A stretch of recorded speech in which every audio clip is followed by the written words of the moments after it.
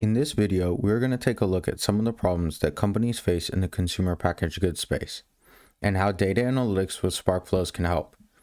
First, we will start by discussing the problem and a solution, and then we will take a look at a fully built example in Sparkflows. Looking at the CPG market as a whole, strong growth has been projected for many years to come. However, this overall growth comes with some caveats. Consumer sentiment and spending habits are changing faster than ever. Combined with a destabilized macroeconomic environment, this has led to uncertainty across the CPG space. Diving deeper into some of the specific challenges companies are facing, we can identify areas that can be improved using new data analytics solutions, such as Sparkflows. More importantly, we will be focusing on defining buyer behavior patterns, cutting the cost of putting models into production, and improving visibility into evolving demand.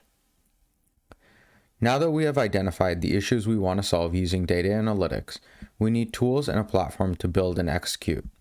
This is where Sparkflows enters the picture. Sparkflows gives users of all capabilities, from data engineers to business users, the ability to build what they need. For this case study, we will be focusing on on-shelf availability. We want to create a model that can predict the sales of each product at each store based on transaction and invoice data. This solution can help identify how and when stores should be restocked. The goal is to use this model to ensure that products are always stocked but not overstocked, cutting down on waste and improving margins for store. For this case study, we will be splitting it up into 4 different sections.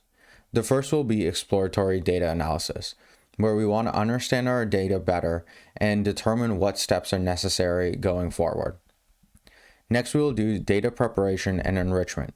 This is where the data will be cleaned and prepared for modeling, and we will enrich the data by generating more statistics to be used in the modeling stage. Next, we will build a time series ARIMA model. This will help us predict sales and predict how we should stock a store.